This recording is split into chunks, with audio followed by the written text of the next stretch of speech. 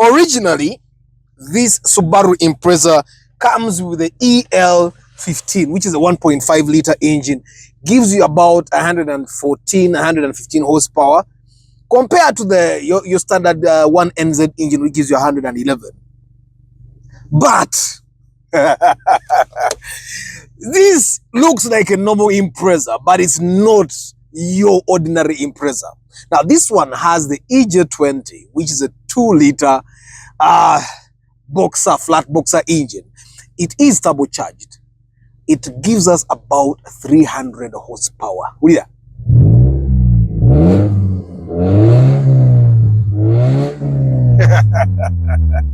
So now, this is not your ordinary Subaru, but welcome to For the Love of Cars. Tell me the wallet is heavy, you know. Listen, I'm a song again, like I kunai. I'm a wooza kutwali out tonight. Nasi ni kanga nina ripula. Yo ronanzila mutela ku chicken tonight. Appetite satisfy. Now, this is the 3rd generation Subaru Impreza. Now, we have 2 cars in one. 2 cars in one. Now, the 1st generation of the Subaru Impreza runs from 1990 to 2000. The 2nd generation runs from 2000 to 2007, and then the 3rd generation, runs from 2007 to 2011. Now, why am I saying we have 2 cars in one in this car? Because this is both a normal Impreza and also the N14. Kakati. Church Jifula, both the normal Impreza and the N14. Let's just wind back a little bit. Hurry up to the flow. Mugambi, what it is, it's the one no matter what she asked, don't let her go. Mugambi, what it is, it's the one now they move in do. It's not the way. Give me what I need. Give you what you need. Boy, kuwe. Now cause a service. My body, my look. The 3rd generation, like all the previous generation, Amani, these guys, they make cars, they make the sedan, and then they make the hatchback, yeah?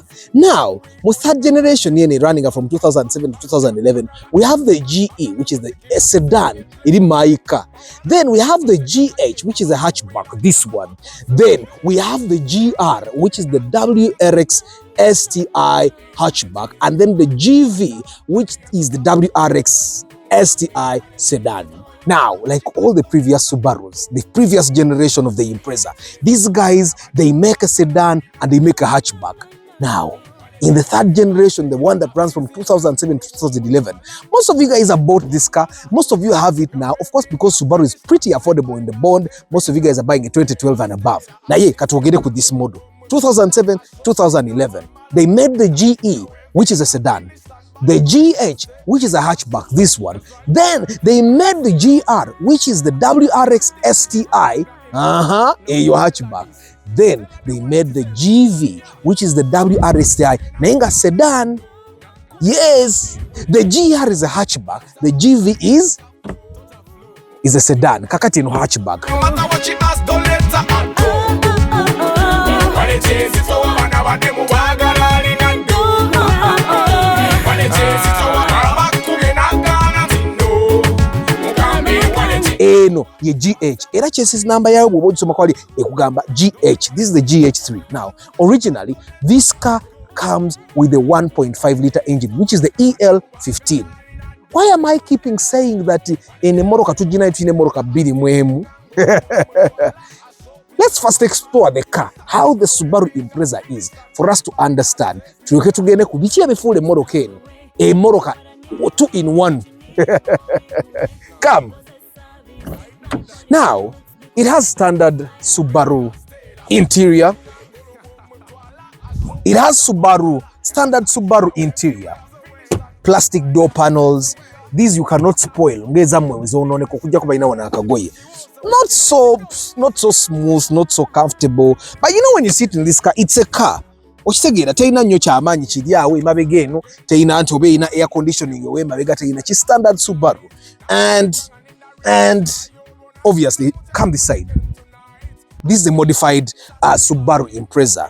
The double barrel don't come with the original Subaru Impreza. It obviously has symmetrical all-wheel drive. Yeah. Behind here, it's literally the same thing. Passenger side, it's literally the same thing. There's nothing really special but the fact that you have a badge or in a badge, yeah, Subaru. Of course, standard storage here, storage there, seat belt. But you know what is special about this car?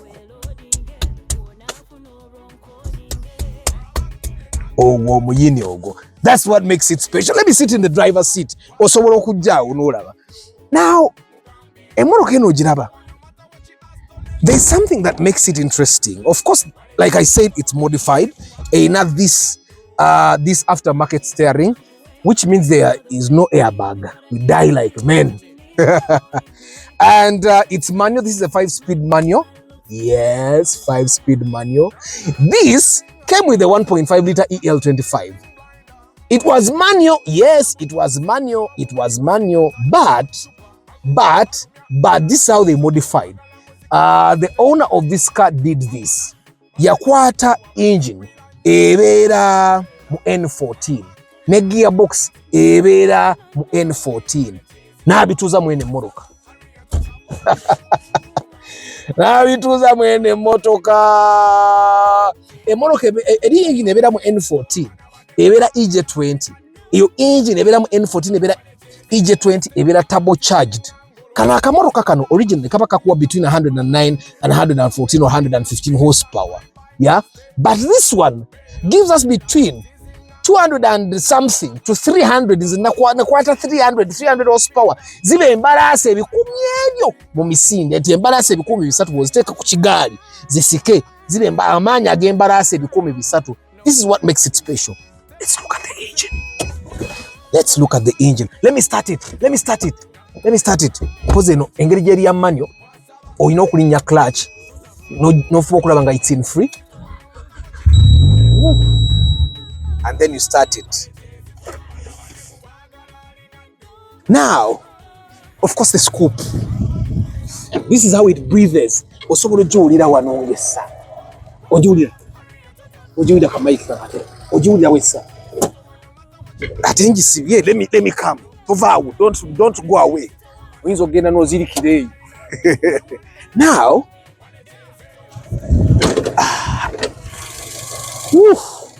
now this is the 2 liter EJ20. It's turbocharged. Esiza wano okukakanya empewo obusuubu. Now this is the boxer engine. Olaba engine ene ya boxer. Oba ogirinnyako, oba ogiwulira amaanyi, ogiwulira the raw, ogiwulira ng'erwaringa. Now, and the owner modified it to simply enjoy it. Get as much power as possible, as much speed as possible. But of course, now in Uganda, you cannot enjoy speed because we have new speed limit governors and all those things. The other thing that makes this car special are the extra bumper, the bumper lip that was added here. And then, of course, buno obuntu. Besides these ones, they make it really look nice. And then, of course, the exhaust. We see what sound ya motoka from behind. Jakuba nyine empisa tugiteeke awo Mike.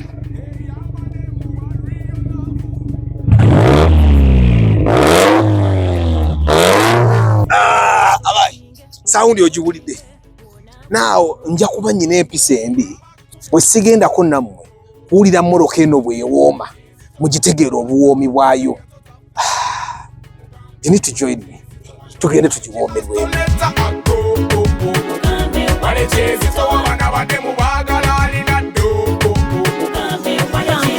It's not the way. Give me what I need. Give you what you need. Boy, kuwe. Now cause a service in my body, my looks. So that's how much power you have. But remember, you know, as you're driving in Kampala, you have to remember that there are speed regulations. You cannot go beyond 30 kilometers per hour in residential areas, in places that have a lot of population. So don't forget that we have express penalty, the express penalty system that will give you a ticket instantly without asking questions.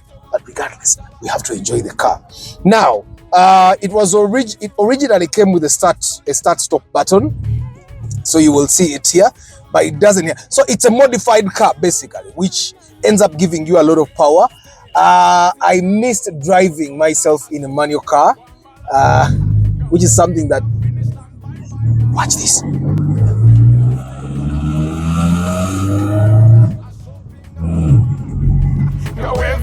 finished and bye-bye, stepping. That's what they got think. The Impreza is one of Subaru's most distinct models. Yes, it's known for its rally routes. Yes, dependable reliability on the road, and of course, the distinctive all-wheel drive system. In 1992, Subaru introduced the first generation of the Subaru Impreza. See, but one that is older than this. They brought it. That generation, WRX, WRX-STI. The difference between the WRX and the WRX STI is that the STI is fully manual. Yes, generation. Now they had three versions. They had the sedan, which has the GC code. They had the hatchback wagon, which had the GF, and then the GM was the two-door coupe. Vividly, I saw them. Subaru hatchback and then the sedan, which is very, very popular. Now, that was the first generation. Kampala, Subaru Now, the Subaru still came with the standard boxer engine. Izimunga za manual indalanga za automatic. Kwali kunyumirwa. No safety features, but it was okay. Now, in 2000, Subaru introduced the second generation of the Subaru Impreza. Baina GD, which is a sedan, and the GG, which is a wagon or a Y hatchback. And that generation, they improved the eyesight, but was amatara, not the eyesight, but it is amatara. Longosa muko. Ira amatara gemoroke, gibaga itanga bags eye, baina manyanya gibaga wanga. But just to show that they were different. This, if you can see in the pictures right now, you will see that the first generation and the second generation look different in mass. I tell you, they improved the STI a little bit. Yeah, they improve the performance. Watch by improving the performance. Of course, kongera contending nga webagenda ku rally track iba yamanyi, webagenda ku kuba ya bulijjo ere sigala yamanyi. Ekikumi eyiseyo mugiraba. Nze na inspecting. The third generation gyentaddeko obwenyi. Yaja in 2007, nebagitwala all the way up to 2011. Now this one came still with a sedan. It came with a hatchback, which is this one. It came with the WRX and also the WRX STI. The GH is this one, the hatchback. Ifanana vitizi. The GE is the sedan, Maika. The GR is the WRX STI hatchback, and then the GV is the WRX STI sedan. And then, of course, for the very first time, baleta STI nga hatchback. Jukira STI zonna zaberanga zagundi za Maika. So the first time they started bringing the STI nga yeyo. Kugaba baby third generation. Now in 2011, we've added CVT. So anyone that drives a Subaru Impreza from 2011, you have a CVT gearbox. But it's a CVT. It is still they offer the hatchback and the sedan. Of course, in 2011, we've had okuleta eyesight technology in the Imprezas. From 2011, kugamba kunyumirwa eyesight bweraba enkoko ngesiba, bweraba kamunye ngesiba, bweraba omuntu omugwagwa ngesiba. Starting 2016, the fifth generation, we are just still, we kept the hatchback and the sedan. Obaje Twitter saloon. Now, what happened starting 2016 is that all technology yeyongedde. Touch screen, and the people that buy from 2016 don't need to replace their screen with the Android screen because it's already a touch screen. We got technology of course, Amoroka Kampi one, but from 2016, and then of course the one from 2016 went up to 2023, and from 2024 nebaleta the sixth generation abayina kusente zaabwe gebavuga. And then of course starting 2024 abasinga size tuvuga kuba tetunazisobola. Most of you mchavuga 2012 2013, but in 2024 baletamu ekirungo ekyenjawulo, baleta gye bayita RS. The RS Impreza ejja with a 2.5 liter engine. Omanya amaanya agali awo, olabe eno 12 tugiwa tabo ne tuwa horsepower 300 kati kuba mwaka faananyi 25 kyebegenda okutukola. Guys. Love tesasula renti atete gula na benzi we sorting we loading wona funo ron coding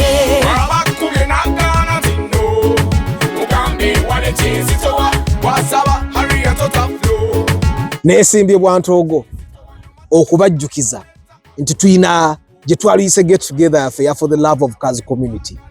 Event yaffe egenda kubeerawo bagiyita the love for cars convention. Buli ayagala emmotoka, this is the place for us to be. Come together. Tetugenda kulaga mmoroka kyesinga amaanyi, tetugenda kulaga mmoroka kyesinga ebbeeyi, tetugenda kulaga mmoroka kyesinga performance.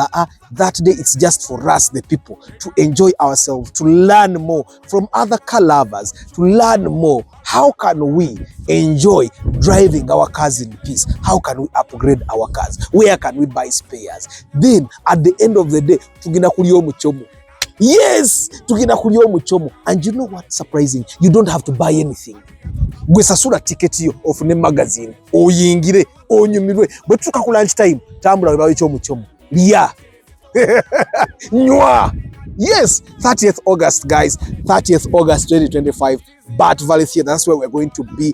Jangu, onyumirwe, osanga abantu abalala abagala emmoroka, onyumirwe nabo, network, see which problems are people that drive the same car as you facing. And also, we have plenty of things to learn. We will have a panel, a discussion panel. Very good. We'll have mechanics there, aba diesel, aba petrol, abakanika Subaru, abakanika Benz, abakanika. They're going to tell us. They're going to be there to demonstrate to us how best can we keep our cars? How best can we avoid being cheated? And of course, we're going to have a gaming competition. Tina competition ezidi awezigenda okunyuma. For example, ani asinga okuteekako omupiira mu bwangu, mupiira gutudde, ani ateekako spare mu bwangu, ebirabo bigenda kubeera. We're also going to award some of you guys. I hope to see you there.